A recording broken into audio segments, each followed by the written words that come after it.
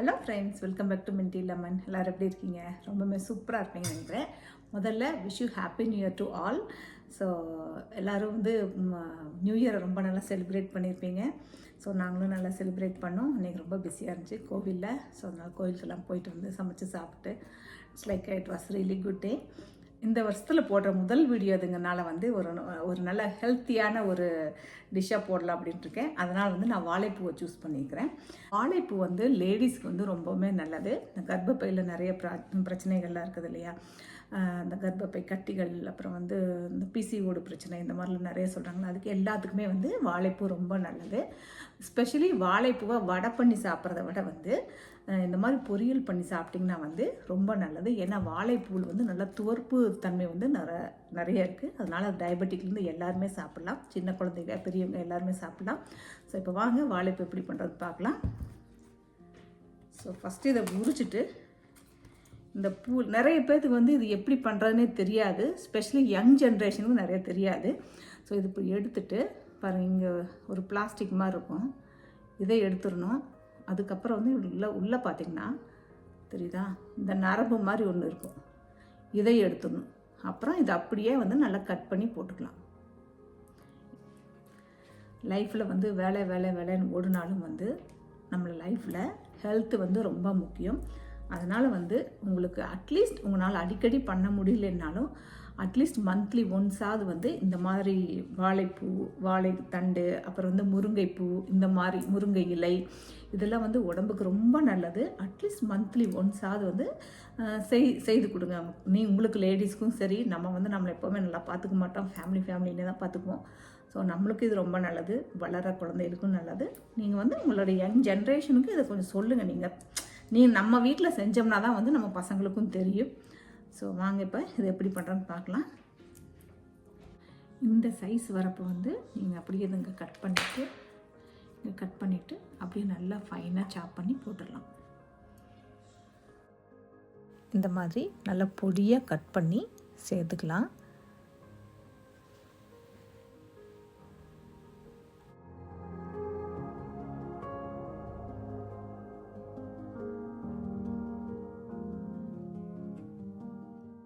இதில் ஒரு மாதிரி நாராக வரதை பற்றி கவலைப்படாதீங்க, அதை நம்ம ஃபுல்லாகவே எடுத்துடலாம்.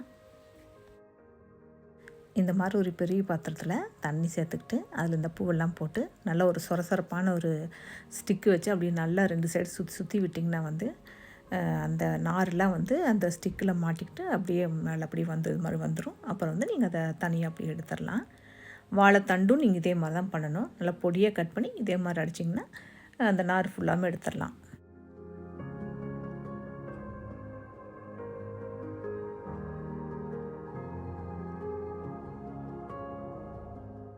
இப்போ வந்து நம்ம வாழைப்பூ பொரியல் செய்ய ஆரம்பிச்சிடலாம். ஃபஸ்ட்டு ஒரு பாத்திரத்தில் கொஞ்சம் எண்ணெய் ஊற்றி வச்சுருக்கேன். அது சூடானோடனே கொஞ்சம் கடுகு, அப்புறமா வந்து கொஞ்சமாக உளுத்தம்பருப்பு சேர்த்துக்கலாம். உளுத்தம்பருப்பு வந்து நல்லா பொரிஞ்ச உடனே கொஞ்சமாக வெங்காயம், சின்ன வெங்காயம், பெரிய வெங்காயம் ஏதோ ஒன்று சேர்த்துக்கலாம், தப்பில்லை. கொஞ்சமாக கறிவேப்பிலை, அப்புறம் வந்து ஒரு 2 வரமிளகா அதையும் கிள்ளி சேர்த்துக்கிறேன். நல்லா ஒரு ஃப்ரை பண்ணி விடுங்க.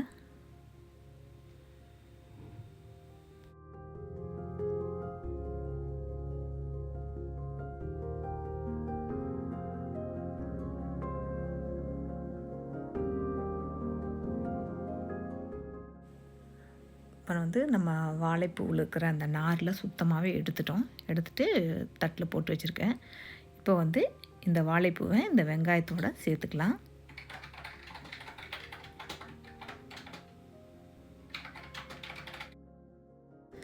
இப்போ இந்த பொரியலுக்கு தேவையான உப்பை சேர்த்துக்கலாம்.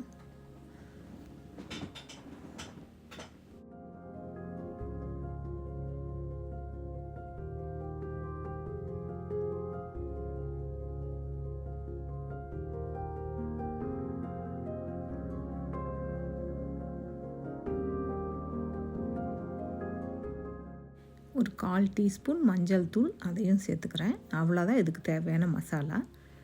இப்போ வந்து நல்லா மிக்ஸ் பண்ணி விட்டு தேவைப்பட்டால் கொஞ்சமாக தண்ணி சேர்த்துக்கோங்க, தெளித்து விட்டால் போதும்.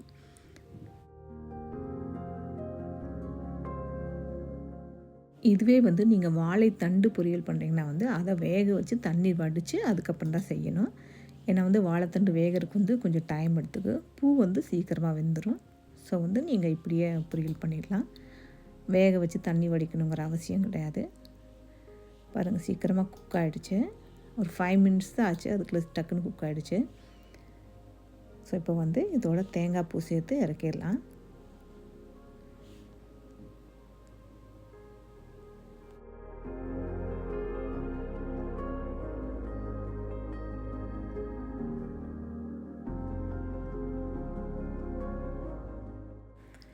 அவ்வளோதான், நம்ம வாழைப்பூ பொரியல் வந்து சூப்பராக ரெடி ஆயிடுச்சு.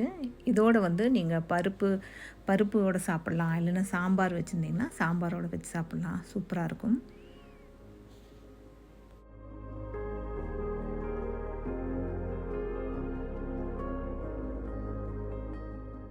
வாழைத்தண்டு பொரியலும் ஆல்மோஸ்ட் சேம் இதே மாதிரி தாங்க இருக்கும். என்ன அதை வேக வச்சு தண்ணியை வடிச்சிருவோம். தண்ணியை வடிச்சுட்டு அந்த தண்ணி வேணால் நீங்கள் குடிச்சிடலாம். அதுக்கப்புறம் வந்து வாழைத்தண்டை அதே மாதிரி வெங்காயம், வரமிளகா, கறிவேப்பிலை எல்லாம் போட்டு ஜஸ்ட் வதக்கி விட்டுட்டு தண்டை போட்டு நல்லா மிக்ஸ் பண்ணி விட்டு தேங்காய் பூ போட்டு இறக்குனா வேலை முடிஞ்சுது. இதுக்கு வந்து மிளகாத்தூளோ இல்லை சாம்பார் தூளோ இந்த மாதிரி எதுவும் தேவையில்லை. ஜஸ்ட் வரமிளகா மட்டும் போதும்.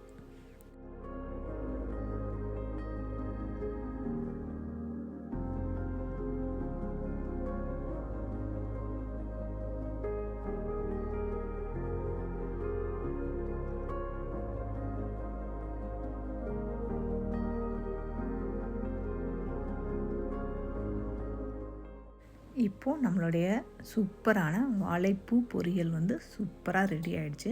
நீங்களும் வந்து இந்த ரெசிபியை வீட்டில் ட்ரை பண்ணி பாருங்கள். ட்ரை பண்ணி பார்த்துட்டு உங்களுக்கு இந்த ரெசிபி பிடிச்சிருந்துச்சின்னா லைக் பண்ணுங்கள், ஷேர் பண்ணுங்கள். மறக்காமல் மின்ட்டி லெமன் சேனலுக்கு சப்ஸ்கிரைப் பண்ணுங்கள். தேங்க்யூ.